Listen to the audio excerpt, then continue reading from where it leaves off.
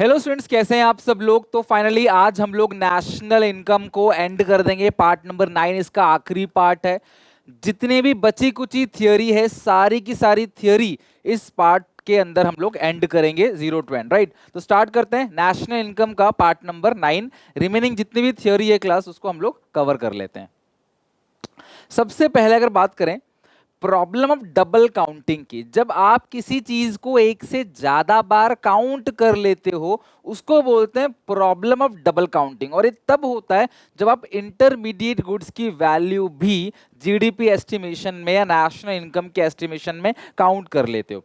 आपने कोई 100 रुपए का सामान खरीदा और उसमें 20 रुपए का वैल्यू एडिशन किया और 120 का आपने किसी को बेच दिया, ठीक है। उस इंसान ने फिर इसमें क्लास 30 रुपए का वैल्यूएडिशन किया और 150 का बेच दिया। तो इस 150 के अंदर 150 के अंदर ये 100 भी इंक्लूड है, ये 20 भी इंक्लूड है और ये 30 भी इंक्लूड है कि नहीं। लेकिन अगर आप बोलोगे सर देखो 100 का प्रोडक्शन ये हुआ है, 20 का ये हुआ है, फिर 30 का ये हुआ है और फिर 120 का ये हुआ है, तो भैया ये क्या हो गया क्लास, डबल काउंटिंग। जब आप किसी चीज को एक से ज्यादा बार काउंट कर लोगे, उसको बोलते हैं प्रॉब्लम ऑफ डबल काउंटिंग, ठीक है। लकड़ियां आपने बनाया, लकड़ियों को बेचा, लकड़ी वाले ने लकड़ी खरीदा, उसमें वैल्यू एडिशन करके क्लास उसे चेयर बनाया, चेयर बेचा, चेयर वाले ने सोफा वगैरह, चेयर वाले ने उसमें कुशन वगैरह लगा के सोफा बेच दिया। तो इस सोफे के अंदर चेयर की वैल्यू है, चेयर के अंदर लकड़ी की वैल्यू है। लेकिन अगर आप सबको अलग अलग काउंट करोगे तो क्या हो गया, प्रॉब्लम ऑफ डबल काउंटिंग। इसी को कहते हैं problem of double counting. Problem of double counting is the problem of estimating the value of goods and services more than one. जब आप गुड्स एंड सर्विसेज की वैल्यू को एक से ज्यादा बार काउंट करते हो, in production method we take the value of final goods and services only if we mistakenly, अगर हमने गलती से ले लिया इंटरमीडिएट गुड्स की वैल्यू को, तो क्या होगा क्लास, इसे बोलते हैं over estimation of national income. क्योंकि क्लास में क्या हो गई, डबल काउंटिंग हो गई, because of value of intermediate goods already include in the value of final goods. Intermediate goods की वैल्यू फाइनल गुड्स के अंदर इंक्लूड है, तो आपने सिर्फ लास्ट वाले को लेना है। यहाँ पे जैसे अगर आप बोलोगे सेल्स कितने की हुई, तो सेल हुई 150 की, आप क्या बोलोगे सेल कितने की हुई, 150 की। या फिर आप बोलोगे पहले 100 की सेल हुई, फिर वैल्यू एडिशन 20, फिर वैल्यू एडिशन 30, तो भी कितने की सेल हुई क्लास यहाँ पे, 150 की। लेकिन आप हर सेल को काउंट नहीं कर सकते। अगर आपने ऐसा किया तो 120 भी आप ले लोगे, 30 भी ले लोगे, 20 भी, 100 भी, तो ये क्या होगा, प्रॉब्लम डबल काउंटिंग। मान लो 150 का सामान फिर आई किसी को 200 में बेचा, तो ये 200 ही लेना है आपने, फिर ये 150 नहीं लेना।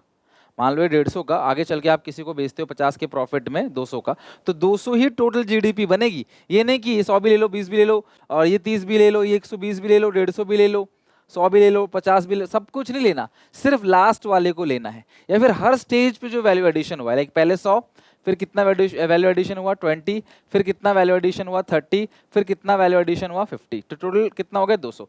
अब अगर आप प्रॉब्लम ऑफ डबल काउंटिंग को अवॉइड करना चाहते हो, प्रॉब्लम ऑफ डबल काउंटिंग खत्म करना चाहते हो, तो आपको क्या करना है class, take the value added, हर स्टेज पे जो वैल्यू एडिशन हुआ है वो लो, टोटल आउटपुट को मत लो, और take the value of final product only, और सिर्फ फाइनल प्रोडक्ट्स की वैल्यू को लेना है आपने, और कुछ भी नहीं लेना। सिर्फ जो फाइनल गुड्स की वैल्यू है लास्ट वाले की वो ले लो, या हर स्टेज पे जो वैल्यू एडिशन है वो ले लो। तो इसको बोलते हैं प्रॉब्लम ऑफ डबल काउंटिंग। और इसको अवॉइड करने का तरीका, ठीक करने का तरीका ये दो है। क्या, लास्ट वाली वैल्यू ले लो, यानी फाइनल आउटपुट की वैल्यू ले लो, या हर स्टेज पे जो वैल्यू एडिशन है, जो एक्चुअल में वैल्यू ऐड हो रहा है ना, नई, वही 100 का 120 में बेचा तो 20 रुपए का वैल्यू एडिशन हुआ, वो नया है। 100 रुपए का पहली बार बना, वो भी नया है। फिर 120 में 30 ऐड करके 150, 30 ही वैल्यू एडिशन है, 30 ही लेना है आपने। आपने 150 ले लो, या फिर क्लास 100 प्लस 20 प्लस 30 ले लो, इस 120 से कोई लेना देना नहीं है क्लास आपको। तो हर स्टेज पे जो वैल्यू ऐड हो रहा है सिर्फ आपने उसको लेना है। ये नहीं बोलेगा भाई यहाँ भी 120 की सेल हो गई, यहाँ पे 150 की सेल हो गई, यहाँ 200 की सेल हो गई, 3 बार सेल काउंट नहीं करना, 120 की सेल भी ले लोगे, 150 की सेल भी ले लोगे, 200 की सेल भी ले लोगे, नहीं, सिर्फ 200 की लेनी है आपको, क्योंकि बाकी सारी पुरानी वैल्यूज 200 के अंदर ही इंक्लूड है। अगर आपने फिर भी बाकियों को ले लिया कि 120 की सेल भी हो गई, 100 की सेल भी हो गई, 150 की सेल भी हो गई, 200 की सेल भी हो गई, तो इसको बोलते हैं प्रॉब्लम ऑफ डबल काउंटिंग।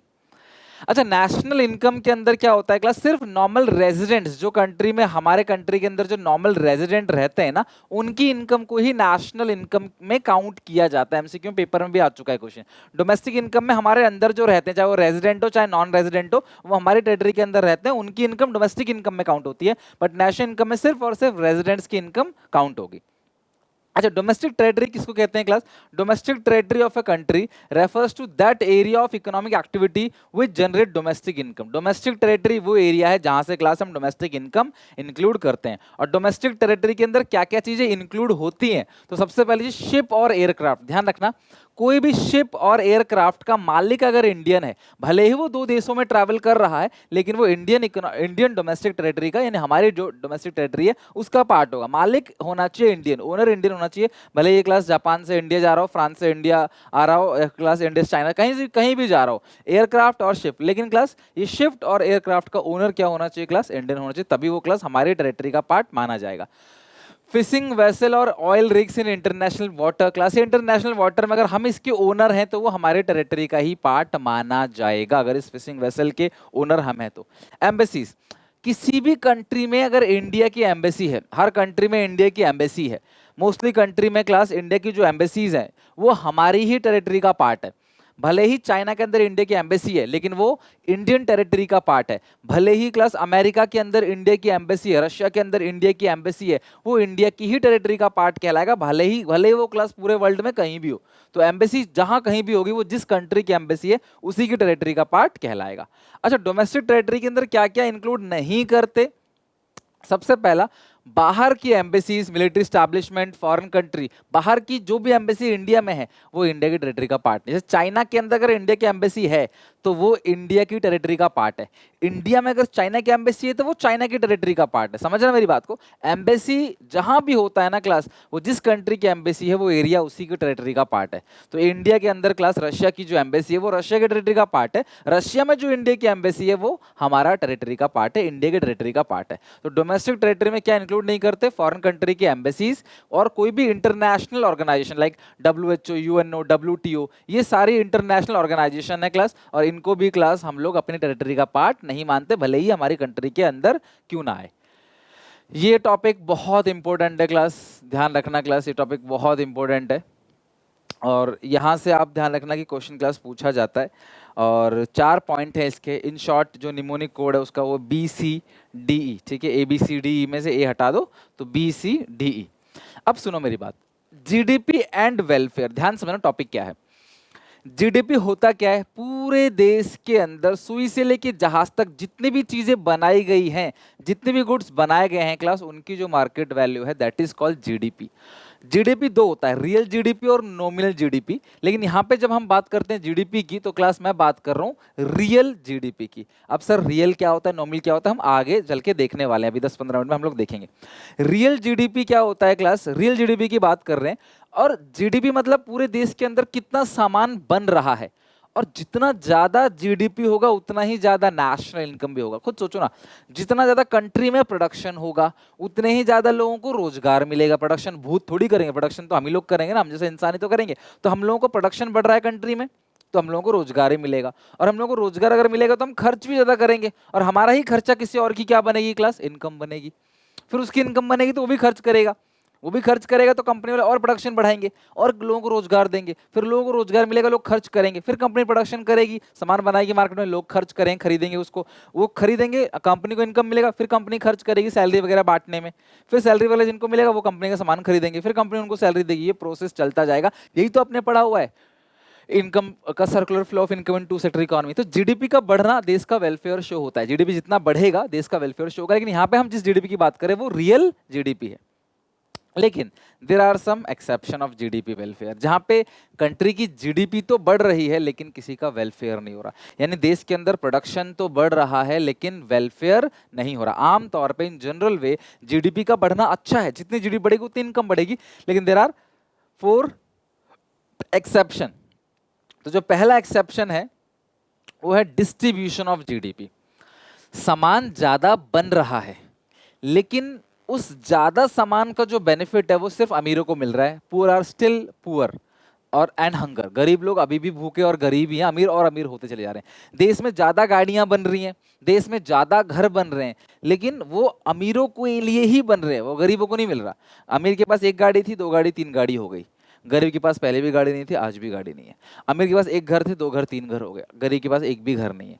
यानी कि हमारी कंट्री में क्या हो रहा है, इनकम इनक्वालिटी है, जिसकी वजह से अमीर और अमीर होते चले जा रहे हैं, गरीब और गरीब होते चले जा रहे हैं। तो देश की जीडीपी तो बढ़ रही है, लेकिन क्लास देश का जो वेलफेयर है वो नहीं बढ़ रहा।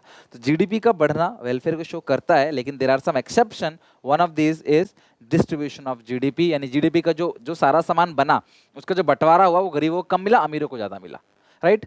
दूसरा है कॉम्पोजिशन ऑफ जीडीपी। जीडीपी बढ़ रहा है, जीडीपी के अंदर हर चीज आती है, गुड्स आती है, सर्विसेज आता है, एग्रीकल्चर प्रोडक्ट आता है, मैन्युफैक्चरिंग सेक्टर आता है, हर चीज जीडीपी के अंदर आती है। देश का जीडीपी बढ़ रहा है, लेकिन इस जीडीपी में जो कॉम्पोजिशन है उसमें आर्म्स है, हथियार, आर्म्स मतलब हथियार, गोला बारूद है ना, डिफेंस इक्विपमेंट है। तो उन चीजों का प्रोडक्शन अगर बढ़ रहा है ना, तो उससे गरीब भुखमरी को मिटाया नहीं जा सकता। देखो, आप अगर डिफेंस इक्विपमेंट बना रहे हो, देश को सेफ रख सकते हो, लेकिन गरीबी भुखमरी को नहीं मिटा सकते। ज्यादा सामान बन रहा है, लोगों को कंज्यूमर गुड्स चाहिए, लोगों को हथियार नहीं चाहिए, बेसिक कंज्यूमर गुड्स है ना, हंगर जो जो है वो भी जरूरी है। तो कॉम्पोजिशन ऑफ जीडीपी का मतलब क्या है, जीडीपी के अंदर आर्म्स, हथियार, एम्यूनिशन, अलग अलग टाइप के क्लास बॉम्ब हो गया, फिर क्लास अलग अलग डिफेंस इक्विपमेंट हो गए, उन सब का प्रोडक्शन बढ़ रहा है, जिसकी वजह से ओवरऑल जीडीपी तो बढ़ रहा है, लेकिन गरीबी और भुखमरी जो है वो नहीं बढ़ रही, यानी ये वेलफेयर को शो नहीं कर रहा, भला नहीं हो रहा। अगला है बार्टर सिस्टम एक्सचेंज। आज भी हमारे कंट्री में बार्टर सिस्टम चलता है। जूते देखिए, कप खरीदते हो, आइसक्रीम खरीदते हो, कबाड़े वाला आपसे कबाड़े लेके आपको कोई दूसरा सामान दे देता है, या फिर आप गांव में आज भी किसान जो खेती बाड़ी कर रहे होते हैं उनको अनाज ही मिलता है, कंसिडरेशन में सैलरी नहीं मिलती, है ना। तो ये सारी चीजें आज भी चल रही हैं। मैंने आपको कुछ सामान दिया और आपसे कोई सामान ले लिया, जीडीपी में रिकॉर्ड कैसे होगा? ये जीडीपी का फॉर्मूला क्या होता है, sales plus change stock minus intermediate consumption. तो सेल्स तो हुई नहीं, सामान के बदले सामान ले लिया, तो इसमें क्लास कैसे पता चलेगा क्लास रुपीज में सेल कितनी हुई है? तो आज भी हमारी कंट्री में बार्टर सिस्टम चलता है, जिसकी वजह से क्लास जो जीडीपी निकल के देश का आता है वो ट्रू और एक्यूरेट वेलफेयर को शो नहीं करता, क्योंकि क्लास उसके अंदर non monetary exchange, non monetary item या जो बार्टर सिस्टम एक्सचेंज है वो इसके अंदर क्लास इंक्लूड होता ही नहीं है, ठीक है। अगला क्लास सबसे इंपॉर्टेंट, सबसे ज्यादा पूछा जाता है, एक्सटर्नलिटीज। ध्यान समझना, कुछ चीजें ऐसी हैं जो देश के वेलफेयर पे हैवी इंपैक्ट डालता है, लेकिन हम उसको जीडीपी में रिकॉर्ड नहीं कर पाते, ये मजबूरी है। एक्सटर्नलिटीज के अंदर दो पॉइंट आते हैं, बहुत डिटेल में बताऊं क्योंकि बहुत इंपॉर्टेंट पॉइंट है। दो पॉइंट आते हैं क्लास एक्सटर्नलिटीज के अंदर, एक आता है पॉजिटिव एक्सटर्नलिटीज, एक होता है नेगेटिव एक्सटर्नलिटीज।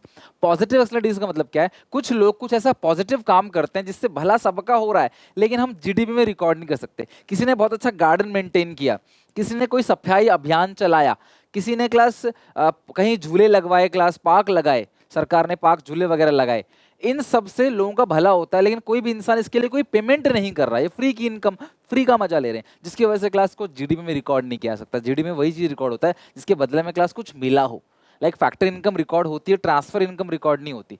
तो जो भी एक्सटर्नल फैक्टर है उसमें पॉजिटिव एक्सटर्नलिटीज क्या है क्लास, देश के अंदर बहुत सारी चीजें पॉजिटिव हो रही हैं, लेकिन हम जीडीपी में उसको रिकॉर्ड नहीं कर पाते। कुछ नेगेटिव एक्सटर्नलिटीज भी है। आपको एक फैक्ट्री है, उसकी चिमनी से धुआं निकल रहा है, कोई बहुत गंदगी कर रहा है क्लास, कोई तोड़फोड़ कर रहा है पार्क की, है ना, तो ये या फिर क्लास पॉल्यूशन कर रहा है कोई। अब ये सारी चीजें आपके ऊपर नेगेटिव इंपैक्ट डालती हैं क्या? पॉल्यूशन आपके ऊपर नेगेटिव इंपैक्ट नहीं डालती? बिल्कुल डालती हैं। मैं जिस शहर में रहता हूँ, मान लो मैं एनसीआर में रहता हूँ या दिल्ली में रहता हूँ, फरीदाबाद में, गुड़गांव में रहता हूँ, अब यहाँ पे पॉल्यूशन जो है वो बहुत ज़्यादा है, जिसकी वजह से हमारे जो मंथली एक्सपेंसेस है वो बढ़ जाते हैं। एयर प्यूरीफायर लगाना पड़ता है, वाटर प्यूरीफायर लगाना पड़ता है। अब यहाँ पे मंथली एक्सपेंसेस हमारे बढ़ जाते हैं, हमें पता नहीं चलता, लेकिन इन गाँव में रहोगे तो इतने खर्चे नहीं होंगे, वाटर प्यूरीफायर, एयर प्यूरीफायर की जरूरत नहीं पड़ेगी, और वहाँ पे बीमार नहीं पड़ोगे, बार बार हॉस्पिटल भागना नहीं पड़ेगा। लेकिन अर्बन एरिया में रहते हो, आप बार बार हॉस्पिटल में भागोगे, तो खर्चा आता है इसका, लेकिन हम इसको जीडीपी में रिकॉर्ड नहीं कर सकते। तो नेगेटिव एक्सटर्नलिटीज, कोई पॉल्यूशन करता है, हम उसको जीडीपी में रिकॉर्ड नहीं कर सकते, बिकॉज क्योंकि किसी के ऊपर कोई पेनाल्टी उसके लिए नहीं लगाई जा रही है, राइट। किसी ने कुछ अच्छा काम किया, वो भी हम जीडीपी में रिकॉर्ड नहीं कर सकते, क्योंकि उसकी मनी वैल्यू क्लास नहीं है, कोई इंसान उसके लिए कुछ पे नहीं कर रहा। तो ये चीजें क्लास कहीं ना कहीं जीडीपी पे इंपैक्ट डालती हैं। सिर्फ हम ये देखते हैं प्रोडक्शन कितना हुआ है, हम ये भी देखो पॉल्यूशन कितना हुआ है, हम इसको रिकॉर्ड नहीं कर सकते, जिसकी वजह से क्लास ये 4 point, B barter system exchange, C composition of GDP, D distribution of GDP, E externalities, ये 4 के 4 आइटम जो है ये क्लास। देखो, देश में ज्यादा गाड़ियां बन रही हैं, बहुत अच्छी बात है, गाड़ियों का प्रोडक्शन बढ़ रहा है, पर उन गाड़ियों का प्रोडक्शन बढ़ने से जो फ्यूल बर्न होता है और जो पॉल्यूशन होता है, जो ग्लोबल वार्मिंग होती है, जो कार्बन रिलीज होता है इकोनॉमी में, जिसकी वजह से हम बीमार पड़ते हैं और हमें और खर्चा करना पड़ता है अपनी हेल्थ के ऊपर, हमारी सैलरी का मेजर पोर्शन हमारी बीमारियों में लग जाता है, तो वो सब चीजें कहाँ रिकॉर्ड होंगी? वो रिकॉर्ड नहीं होती। These are the class limitations of GDP and welfare. GDP बढ़ रहा है, लेकिन देश का वेलफेयर जो है वो नहीं हो रहा, राइट। अच्छा, अब बात करते हैं रियल जीडीपी क्या होता है, नॉमिनल जीडीपी क्या होता है। आपको पता है हर साल क्लास चीजों की कीमत बढ़ती चली जाती है। अगर आज आपको आटा 50 रुपए किलो मिल रहा है, तो कभी क्लास ये 2 रुपए किलो भी था।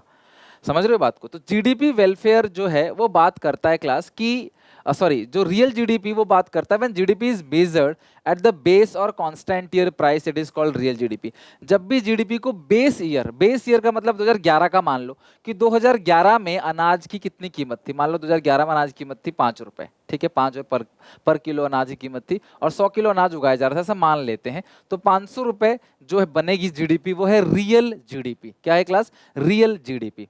अब आज की डेट पे जो जीडीपी, आज की डेट में मान लो क्लास जो सामान बना है वो बना है क्लास मान लो 80 किलो। आज की डेट पे सामान जो बना है 80 किलो। अब आज की डेट पे जो प्राइस है, आज की डेट पे जो प्राइस है 2024 का प्राइस है वो है क्लास मान लो 50 रुपए, और ये है 2001 का प्राइस 5 रुपए। 2011 का प्राइस 5 रुपए, 24 का प्राइस कितना है? 50 रुपए। तो 8 × 5, 8×5 = 40, और 4, आज की जीडीपी 4000 है और पहले जो जीडीपी थी वो कितनी थी क्लास? 500। तो अगर मैं इस 80 किलो को पुराने ईयर से मल्टीप्लाई कर दूं, 80 किलो इस साल की प्रोडक्शन है, ध्यान समझना, 80 किलो इस साल की प्रोडक्शन है, अगर मैं इसको पुराने वाले प्राइस से मल्टीप्लाई कर दूं 80 × 5, 400 रुपए, तो इस 400 को बोलेंगे रियल जीडीपी, और इसको मैं आज के प्राइस से मल्टीप्लाई कर दूं 2024 के प्राइस से, इसको क्या बोलते हैं क्लास? Nominal GDP. तो 2024 में जो सरकार है वो ये नहीं कह सकती कि हमारी जीडीपी जो है वो 4000 है, और 2011 की सरकार को बदनाम नहीं कर सकती कि 2011 में जो सरकार थी तब जीडीपी 500 रुपए थी, आज जो जीडीपी है 4000 है। भैया होगा ही। आप ये नहीं कह सकते कि मेरे दादाजी की सैलरी तो 3000 थी, मैं 30,000 कमा रहा हूँ। भैया वो उस जमाने के 3000 की वैल्यू आज के 30,000 से कई गुना, कई क्लास ज्यादा अहमियत रखता है। तो ये नहीं कह सकते मैं ज्यादा कमा रहा हूँ, नहीं कह सकते भैया। इन्फ्लेशन के हिसाब से उस पैसे की कोई वैल्यू नहीं है। वो उस 3000 में अपना परिवार चलाते थे, 4-4, 5-5 बच्चे होते थे, वो चलाते थे। आज की डेट में नहीं कर सकते आप, अब खुद का ही खर्चा नहीं निकलेगा। समझ रहे हो? तो जब जीडीपी को, सीधी सी बात है, क्वांटिटी को पुराने प्राइस से मल्टीप्लाई करेंगे, पुराने प्राइस को बोलते हैं constant year price, base year price से मल्टीप्लाई करोगे तो वो रियल जीडीपी है, और जो आज के प्राइस से मल्टीप्लाई करोगे तो वो नॉमिनल जीडीपी है। तो नॉमिनल जीडीपी आमतौर पे ज्यादा ही होता है क्लास, क्योंकि उसके अंदर करंट ईयर प्राइस होता है, राइट। तो जीडीपी को इन्फ्लेशन एडजस्टेड जीडीपी कहा जाता है। जो रियल जीडीपी है ना उसको हम लोग इन्फ्लेशन एडजस्टेड जीडीपी कहते हैं, जबकि नॉमिनल जीडीपी में, nominal GDP is gross domestic product without effect any, इसमें आज का ही ले लेते हैं बस, जो आज का है, लेकिन इसमें इन्फ्लेशन को एडजस्ट करते हैं भैया कि 50 वाला जो है वो इन्फ्लेशन के बाद वाला रेट है, वो मत लो, पुराना जो रेट है ना 5 रुपए का वही लो। तो रियल जीडीपी को इन्फ्लेशन एडजस्टेड जीडीपी बोलते हैं। नॉमिनल जीडीपी क्लास जो है वो GDP without any effect of inflation है।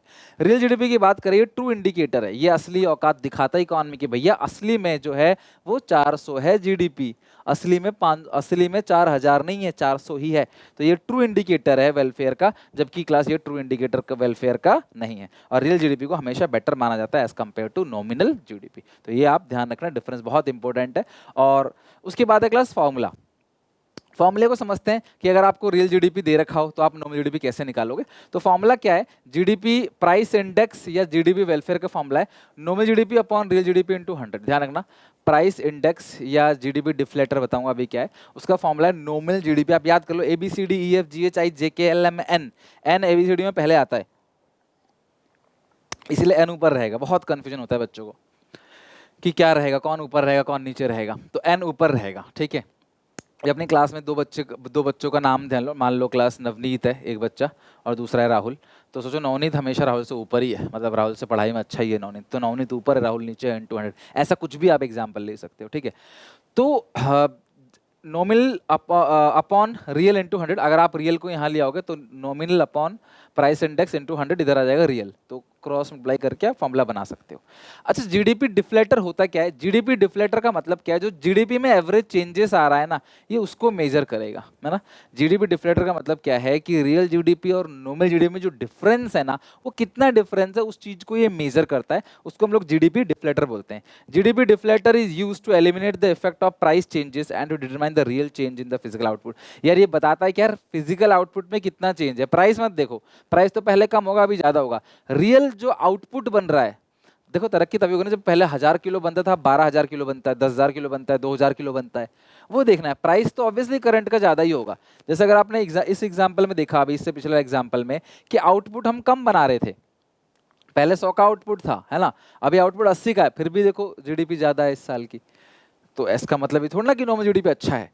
तो जीडीपी डिफ्लेटर उसी के बारे में बात करता है कि एग्जैक्टली आउटपुट में कितना चेंज है, और उसका फॉर्मूला क्या है, प्राइस इंडेक्स को ही बोलते हैं GDP deflator, nominal upon real into 100। ये फॉर्मूला प्लीज ध्यान रखना, नॉमिनल अपॉन रियल इनटू 100, ये आएगा प्राइस इंडेक्स से जीडीपी डिफ्लेटर, आपको दे रखा होगा नंबर में। एक छोटा सा ये टॉपिक भी रह गया था, components of NFIA, net factor income from abroad. NFIA को क्या बोलते हैं class, net factor income from abroad. उसके अंदर कौन कौन सी इनकम आती है जो हम बाहर से जनरेट करते हैं। सबसे पहला कॉम्पनसेशन टू एम्प्लॉयज, एम्प्लॉयज से जो भी क्लास कॉम्पनसेशन मिलता है वो, या उनको जो भी कॉम्पनसेशन देते हैं वो। प्रॉपर्टी से जो इनकम आई उसको हम लोग रेंटल इनकम बोलते हैं, और एंटरप्रेन्योरशिप से जो इनकम आई उसको बोलते हैं नॉर्मल प्रॉफिट। तो ये हो गया कॉम्पनसेशन ऑफ एम्प्लॉयज और इनकम फ्रॉम प्रॉपर्टी और एंटरप्रेन्योरशिप। प्रॉपर्टी से क्या आता है, रेंटल इनकम, और रेंटल इनकम, इंटरेस्ट इनकम, और एंटरप्रेन्योरशिप से क्या आता है क्लास, प्रॉफिट्स। और अगला है क्लास रिटेन अर्निंग, यानी कि पार्ट ऑफ प्रॉफिट जो टैक्स और डिविडेंड देने के बाद बचता है। प्रॉफिट के 3 पार्ट होते हैं, टैक्स, डिविडेंड और रिटेन अर्निंग। तो उसको बोलते हैं रिटेन अर्निंग, यानी कि जो टैक्स और डिविडेंड देने के बाद बचा है। तो 3 कंपोनेंट कौन कौन से हैं, प्रॉफिट, सबसे पहला कॉम्पनसेशन ऑफ एम्प्लॉयज है, दूसरा है class income from property and entrepreneurship, तीसरा है रिटेन अर्निंग। ये 3 चीज क्या है class, components of net factor income from abroad. ये हमारा लास्ट एक डिफरेंस है, डिफरेंस बिटवीन डेप्रीशिएशन और difference between capital loss. Depreciation आप सबको पता है, जब किसी एसेट्स को हम लोग यूज करते चले जाते हैं तो उसकी वैल्यू कम होती चली जाती है ईयर आफ्टर ईयर, और हम उसके रिपेयर के लिए, उसके एक्सचेंज के लिए, रिप्लेसमेंट के लिए हर साल कुछ कुछ पैसा जोड़ते चले जाते हैं कि लास्ट में हमें झटका ना लगे पैसे जोड़ने का। उसी को बोलते हैं depreciation. It refers to fall in the value of fix asset due to normal wear and tear, passage of time, समय गुजरने से, मशीन आउट ऑफ फैशन हो जाने की वजह से, या मशीन घिस जाने की वजह से जो वैल्यू कम होती है मशीन की, उस कम जो, मान लो 1000 की मशीन 900 की रह गई तो जो 100 रुपए कम हुआ है उसको बोलते हैं डेप्रीशिएशन। लेकिन कैपिटल लॉस का मतलब क्या है, फिक्स असेट में ऐसा लॉस जो अनफॉरसीन है, जिसको हमने एक्सपेक्ट ही नहीं किया था। नेचुरल कैलेमिटी आ गई, आग लग गई, चोरी हो गई, हमने इसके क्लास एक्सपेक्ट ही नहीं किया था ऐसा कुछ होगा, और ये जो लॉस हुआ है ना, ये पूरी तरीके से मशीन को डिस्ट्रॉय कर देता है, खराब कर देता है, प्रोडक्शन को रोक देता है, प्रोडक्शन आगे नहीं चल पाएगा, उसको बोलते हैं कैपिटल लॉस। और हर साल जो असेट्स की वैल्यू थोड़ी थोड़ी सी कम होती चली जाती है, that is called depreciation. Provision for loss, provision is made for replacement of asset. ये जो डेप्रीशिएशन है ये हम किस लिए बनाते हैं क्लास, एसेट्स की रिप्लेसमेंट के लिए, और it is an expected loss. और ये क्या है क्लास, एक एक्सपेक्टेड लॉस है, लेकिन इससे प्रोडक्शन प्रोसेस हैम्पर नहीं होगा, प्रोडक्शन चलता रहेगा, मशीन रिप्लेस हो जाएगी। लेकिन इसके लिए पहले से कोई प्रोविजन नहीं बना सकते कि चोरी हो जाएगा, क्योंकि अनएक्सपेक्टेड है, आपने एक्सपेक्ट ही नहीं किया था, कुछ ऐसा हो गया है ना, और ये प्रोडक्शन प्रोसेस को हैम्पर करेगा क्लास। अब आप प्रोडक्शन नहीं कर सकते कि मशीन में आग लग गई, चोरी हो गई, या मशीन खराब हो गई। That's it. इसके साथ क्लास नेशनल इनकम चैप्टर पूरी तरीके से एंड हो गया क्लास। आज हमारा बहुत बड़ा चैप्टर था ऑब्वियसली, और मतलब इस पूरे के पूरे उसमें मैक्रो में एक बिगेस्ट चैप्टर में एक चैप्टर था, 2 चैप्टर ही बड़े हैं, एडीएएस और ये भी अच्छे लेवल का चैप्टर था। 4 अलग अलग इसके अंदर सिंगल चैप्टर थे, मैंने मिक्स करके पूरा बताया आपको, 9 पार्ट के अंदर A to Z theory, numerical सब कुछ करा दिया। फिर भी तुम्हें कोई दिक्कत परेशानी को मुझे बताना, क्लास में आगे चल के और भी वीडियोस लेके आऊँगा इसके अंदर। जो अभी ये नॉर्मल चैप्टर हमने कवर करा दिया, फिर इसके अंदर जहाँ जहाँ डाउट आएगा क्लास, साल भर में खतरनाक जो बच्चे पूछेंगे सवाल, जहाँ से मुझे लगेगा यार ये चीज़ डाउट लग रही है बच्चों को नहीं हो पाया, फिर उसके लिए सेपरेट वीडियो लेके आऊँगा।